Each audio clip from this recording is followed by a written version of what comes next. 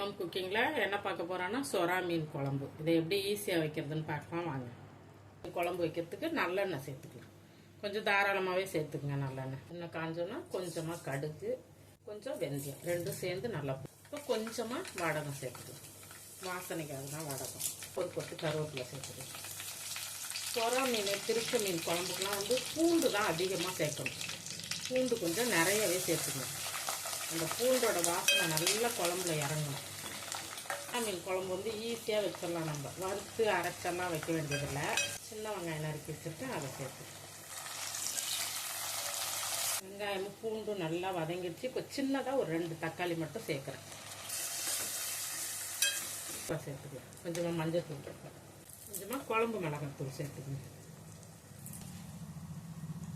கொஞ்சம் வெறும் மிளகாத்தூள், கார மிளகாத்தூள் சொல்லுவோம்ல, அதை சேர்த்துக்கணும்.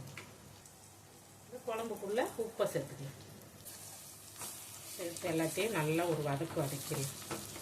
நல்லா ஒரு நெல்லிக்காய் சைஸ் புளி எடுத்து நம்ம எப்பயும் போல் தண்ணியாக கரைச்சி வச்சுருக்கேன். அதை இதில் சேர்த்துக்கலாம்.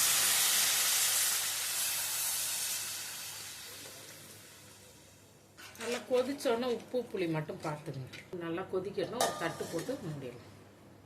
நல்லா கொதிச்சிருச்சு பாருங்க. நல்லா திக்காகவும் ஆயிடுச்சு. இப்போது பார்த்துட்டு மீனை சேர்த்துக்கலாம். கொஞ்சமாக உப்பு சேர்த்துக்கலாம்.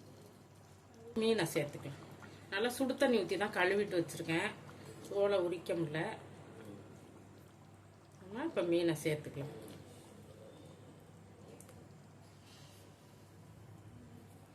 சொரா மீன் இப்படி தான் இருக்கும், துண்டா.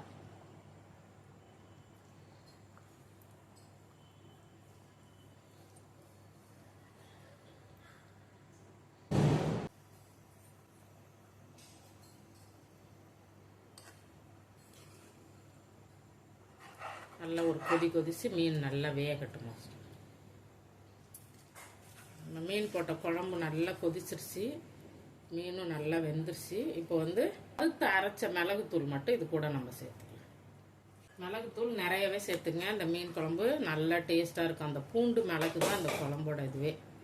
சொரா மீன் குழம்பு சூப்பராக ரெடி ஆயிடுச்சு. நீங்களும் உங்கள் வீட்டில் செஞ்சு சாப்பிட்டு பார்த்துட்டு எப்படி இருக்குங்கிறத கமெண்ட்டில் சொல்லுங்கள். லைக் பண்ணுங்கள், ஷேர் பண்ணுங்கள், சேனலை சப்ஸ்கிரைப் பண்ணி சப்போர்ட் பண்ணுங்கள். நன்றி.